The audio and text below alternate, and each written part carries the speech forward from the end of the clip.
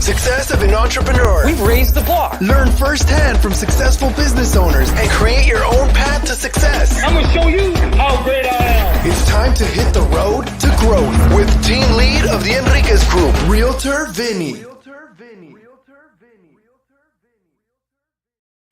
Hi, you Realtor Growth listeners. Today I have Edgar Blazona. Did I say it right? Blazona? Okay. Blazona, close enough. Oh, there you go. You're the founder of BenchMade Modern, basically a wild, crazy kid to owning a multi-million-dollar successful furniture business. Is that a gist of it? Yeah, punk ass kid gone entrepreneur, I guess you could call it. What's your elevator pitch? So someone asked you, Edgar, what your company does. How would you describe it? Yeah, we're a direct-to-consumer custom upholstery business, making custom sofas in roughly 5 weeks.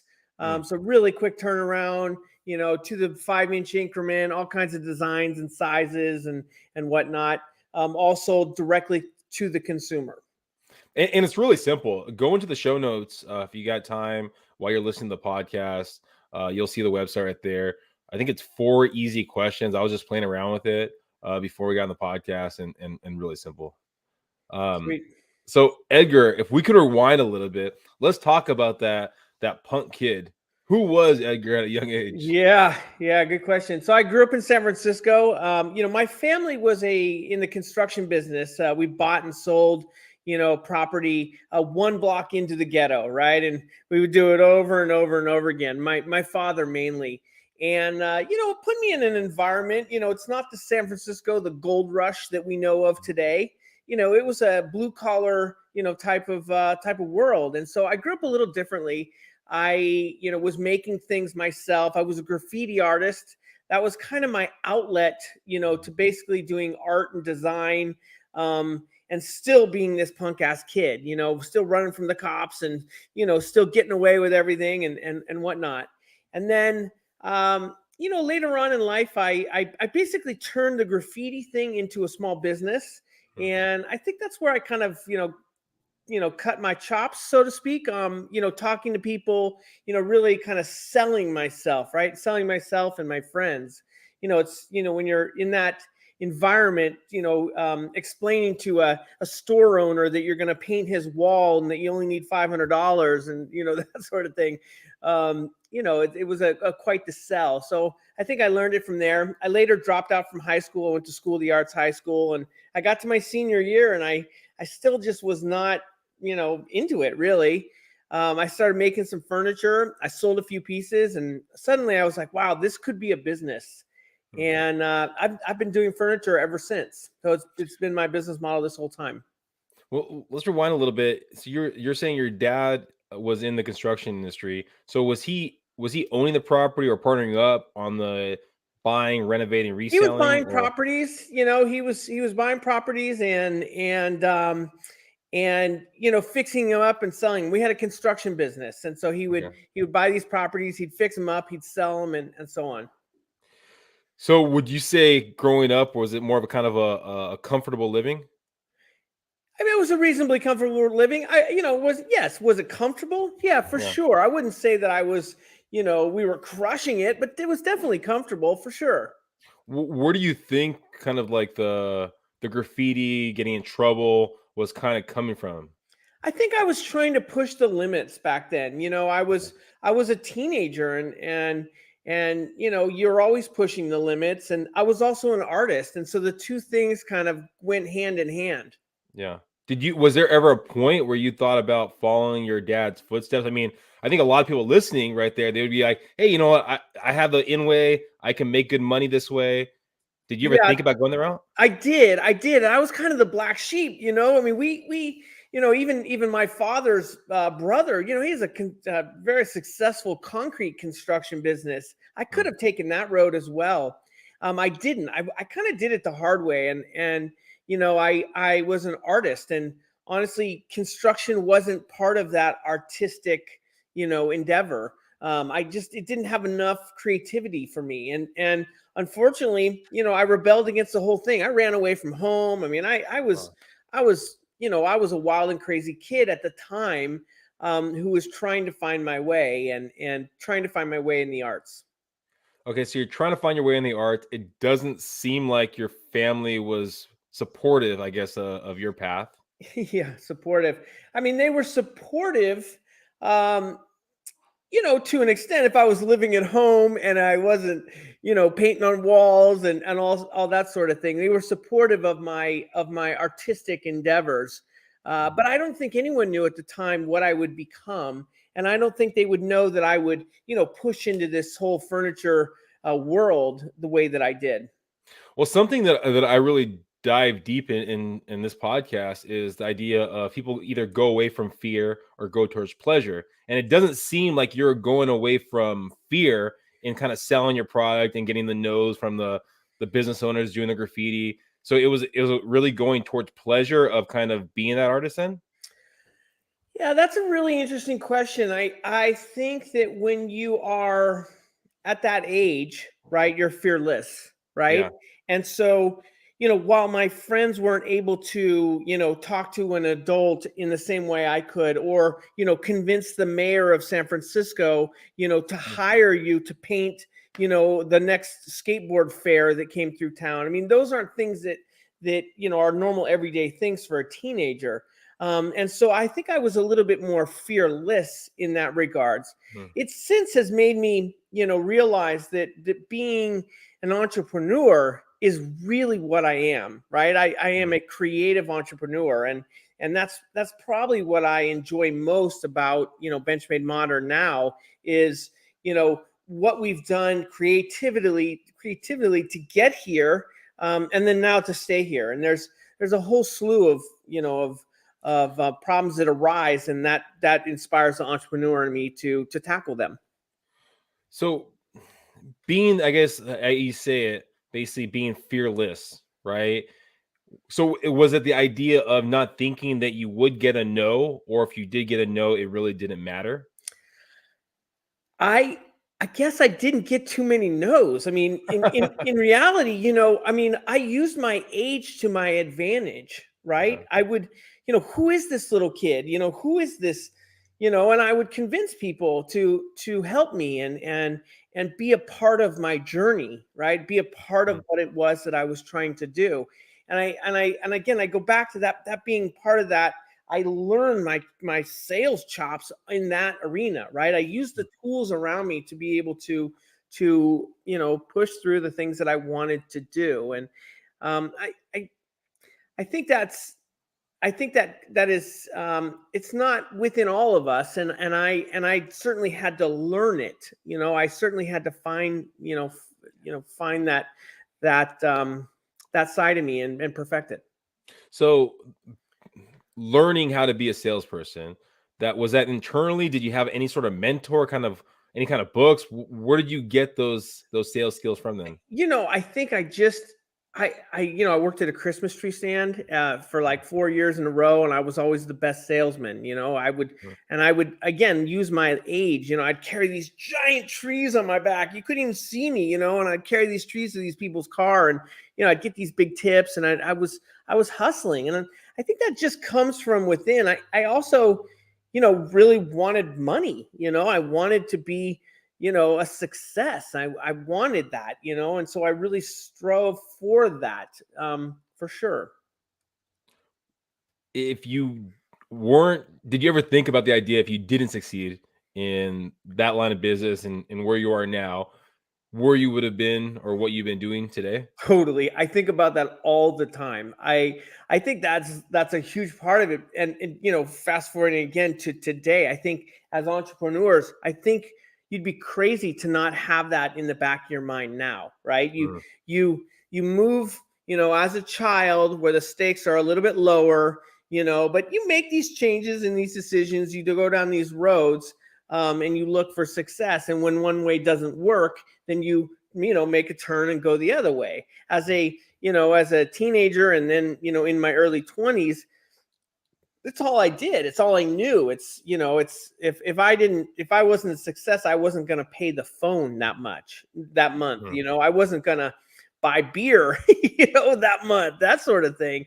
Nowadays, that fear of not succeeding is gosh, it runs with us. I got a different, I got a different monthly, nut now that I have to, keep up on, and a wrong move is much more devastating, or at least at a minimum gives me much more anxiety on what I don't know about what that wrong move might, bring. So how do you allow yourself not to stay in that negativity of, if I make the wrong move, I'm not going to be able to afford Yeah. it? How do you Yeah. not stay Yeah. Yeah. there? 100% trust in yourself. Right. Mm. And I know that sounds a little douchey, frankly. But it's, you have to have that trust in yourself. You have to have that trust in yourself that whatever you do, you will succeed at. And if you don't succeed, you'll pivot yourself into something that is, a success. And I think, there's so much, at least with me, there's a lot of anxiety that drives that, right? Like, what if I got a kid in college, I got a kid in school still, I got a family to support, I have all these, and on top of that, I have desires, right? I have these things that I want to achieve, and, financial goals and all of that stuff. And the anxiety of thinking about that will kind of eat you up. So you have to be much more calculated these days. You have to be much more, forward thinking. And then on top of that all, you just have to have the respect in yourself, the confidence in yourself to know that it's going to be a success. And if it's not, you're going to, pivot quick enough to make something else a success. Well, let's rewind back to, okay, so you're a creative person, good at selling, and then when did the process of transitioning to a leader, kind of having people underneath you, what was that process like? Wow. Yeah. Great question. I remember being, I had a business. I shut it down. I went to work for Pottery Barn. It was kind of like my college, really. And I remember being in those meetings way back then. I remember, being in a circle, talking to all these people, and, looking for someone else to make the answer. Right. And I remember later on, I went back and worked for Restoration Hardware. It wasn't that long ago. And I realized in that same circle, right? Very similar companies, Pottery Barn, Restoration Hardware. In fact, the same CEO was the leader of both companies at one point. And I remember thinking, I'm now that leader. I'm now the person in that circle that has the answers. And I better learn how to be the leader of that group. Hmm. And I lead with a different philosophy, right? I let people try things. I let people make mistakes. I let people, grow and kind of try things on their own, because I know that one of the things that I hated so much, and that I didn't like how people would try to like narrowly push me down the road of, in certain ways. And frankly, even if I knew how to do it, I would get lost in their specific way of doing it, where I might have had the answer in the end, but I couldn't necessarily follow their steps. So that makes you a little bit of the rebel, right? And the disruptor. And so I encourage that. I encourage people to do it their way, and find their way with the help of myself, lend a hand instead of, give your hand, that sort of thing. How do you balance out the idea of giving them the free reign and also them going off track and not Yeah. accomplishing what you're looking to accomplish? Yeah, you have to check in on a regular basis. You have to see where they're going. I also think you have to, when you're managing, a group of people, you have to allow your vision to adapt a little bit as well, right? Mm. Because if you have a very particular thing the way you want it, you often find yourself having to do it all, right? Mhm. Because no one can do it as good as you, because your end result has to be one particular way. And I think when you allow people to, have a direction, have a way of trying to do it, and maybe the outcome isn't exactly the what you wanted, but that's how a group of people gets something done. It's not, 10 Edgars. It's a group of people that are all doing things in one way, that we're looking for a direction, a certain goal at the end of the road. But to have flexibility along the way helps everyone grow. And frankly, that's how you create longevity with the people surrounding you, right? You're allowing them to be in control. And I think that's why I think that helps, build a team. And at the very end of the day, end of the month, end of the year, whatever it is, you have a better result than, being the iron fist and, I want it my way or nothing else. What do you, looking back at your career, looking back at your history, where do you see the biggest hiccup, hurdle that you've had to kind of work through and getting to where you're at now? Yeah. Oh man. The biggest hurdle or hiccup. Well, there's two things. I wish that I had a better, I wish I had a degree. I wish I had studied. And I guess it's not too late. As I say this, it's not too late, right? I wish I studied finance a little better, right? I wish I understood, banking and finance just a little bit better, the CFO role a little better, so that I didn't have to rely so heavily on, the CFO to help, guide the ship. I think that would have been a good move. The other thing that I think that could be a hurdle for me, I am disruptive, right? So it's a positive and a negative, right? And as I say that, I could put a lot of my, my success on being willing to try things another way, or not be the most, the guy in the room that everyone loves, right? Because I'm like, no, what about this? I question a lot, and so I think that is a very much a positive thing. If I didn't question things so much, would I be more successful? Probably not, but it's certainly been a hurdle along the way, if you know what I mean. Yeah. Is it more questioning how your employees are doing things, or is it questioning kind of like the How market, or it's what? done, how it's Okay, done that's in done. general, right? Like, Yeah. why do we do it this way? Like, who said we had to do it this way? Yeah. Who said we had to, wait 10 weeks for furniture, or who said we had to, it could only come in 5 sizes, or, whatever those things are. Like, why is that the way of doing things? And, in some regards, people are like, because that's how we do it, Edgar, but I'm still like, why do we do it that way? And I think those are the things that have helped me, succeed. But it's, it can be, it can be tough a bit, You talked about in your sales skill set when you were first getting going, right? You used your age as kind of a calling card to get things done. I mean, was that at that time, and compared to even now, do you look at some things that could be perceived as negatives and try to convert them to positives, or does that still work in your sales skill set today? No, my age doesn't. Well, I used my age as an advantage probably till I was about 25. I was doing a lot of custom furniture way back then, and there was no one my age doing custom furniture. And people were surprised. I mean, I was physically making it. I was welding, I was blacksmithing, I was doing cabinetry and woodworking and all that. And I was pretty good at it. And I think people were surprised at that, and surprised it was coming from this young, up and coming, designer. And so at the time, I think I used that to my advantage.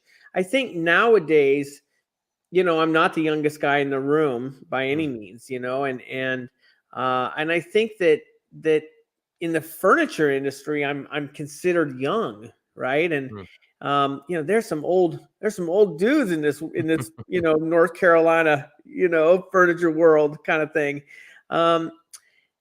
I don't know if it's an advantage. My age is an advantage. I don't think it is. I mean, am I more up on technology than my father is? Hell yes, So maybe I am using my age to an advantage, right?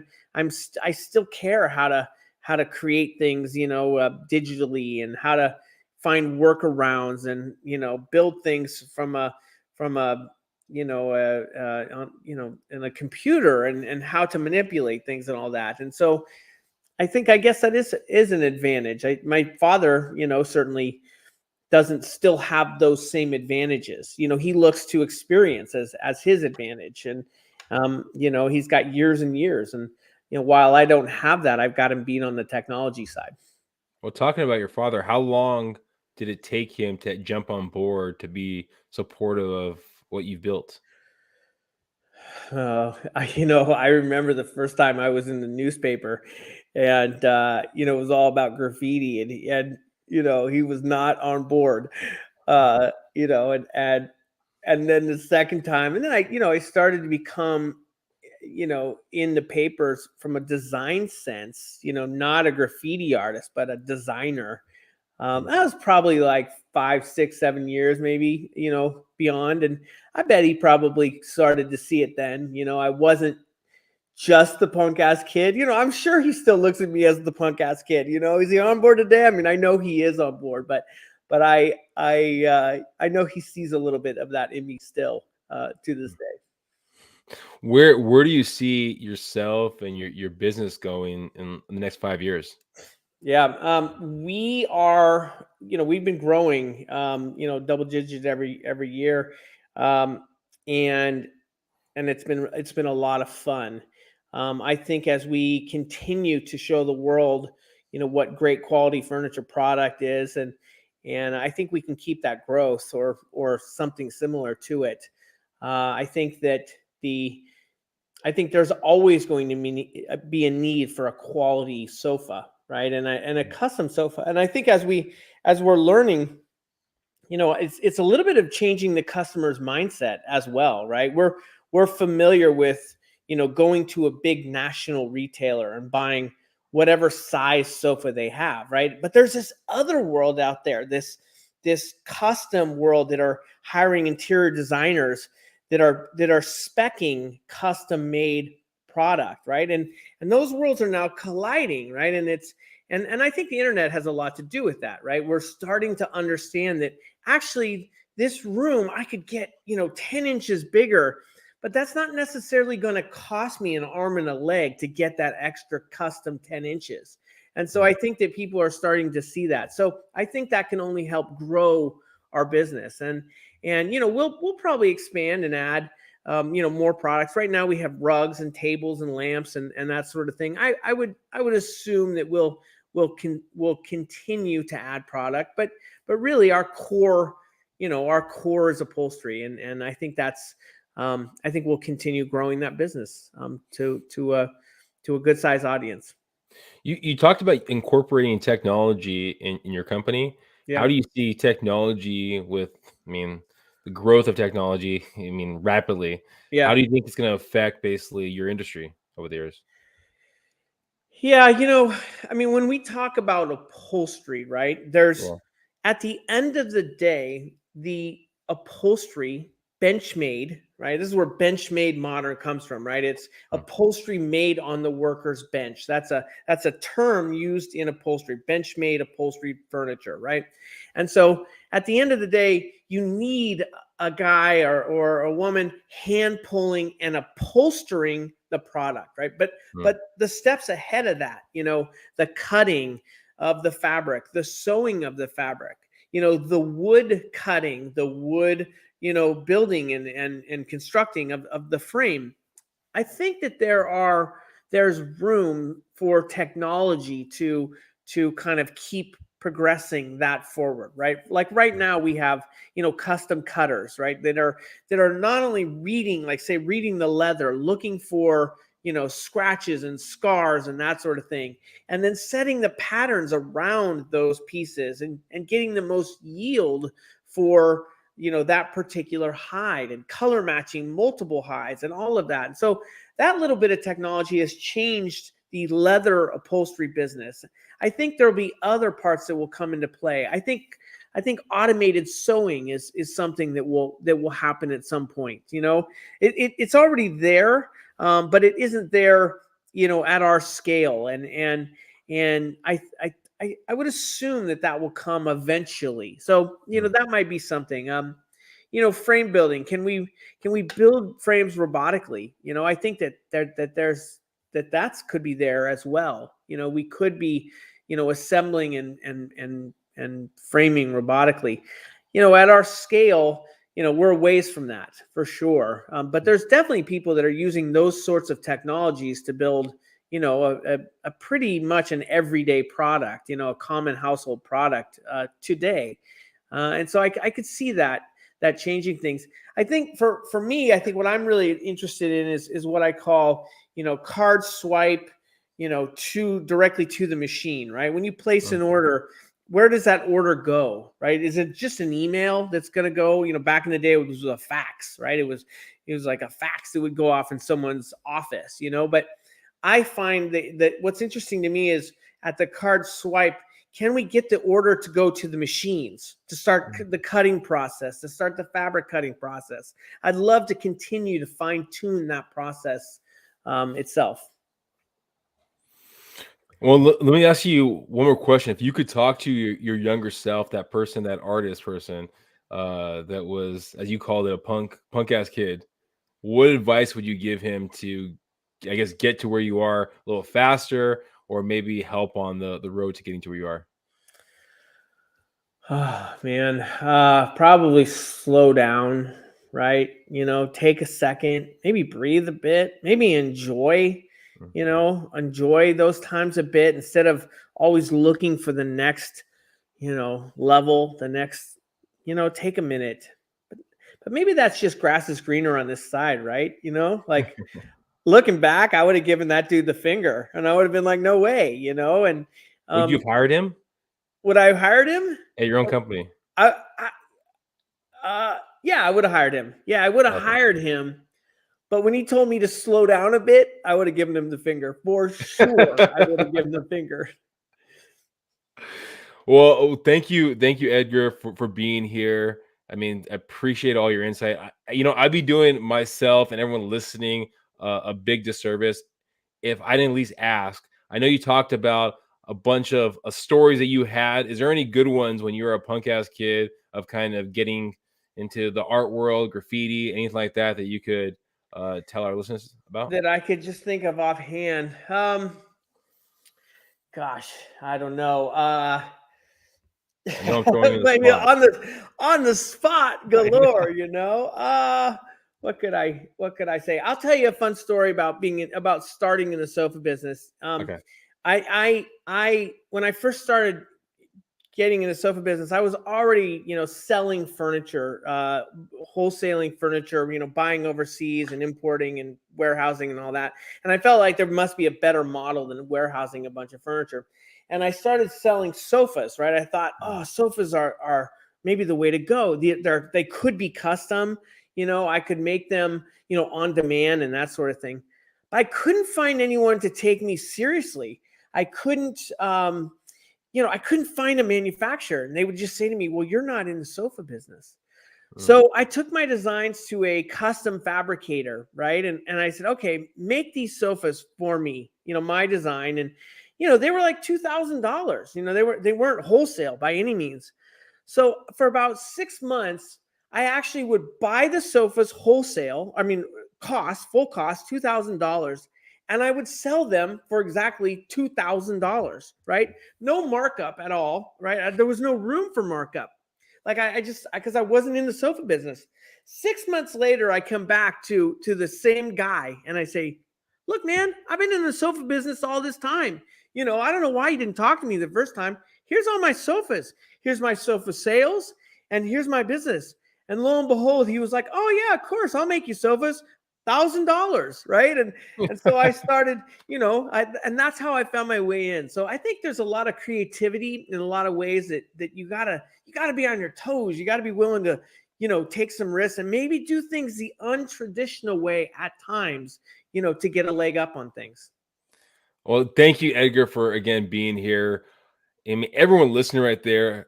I mean, I know they say people stop asking why. I think one thing, if you've listened to this podcast throughout, keep asking why. Keep asking why about everything. Just because it's done a certain way doesn't mean it always has to be done a certain way. Ask why, and ask why one more time. Thank you, Edgar, for being here. Everyone, please subscribe, please share. Go in the show notes, go to the website, really easy. Custom sofa.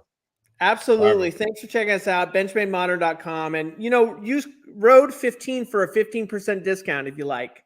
Perfect. Thank you again, Edgar. Have a great one, guys. Thank you. Appreciate it.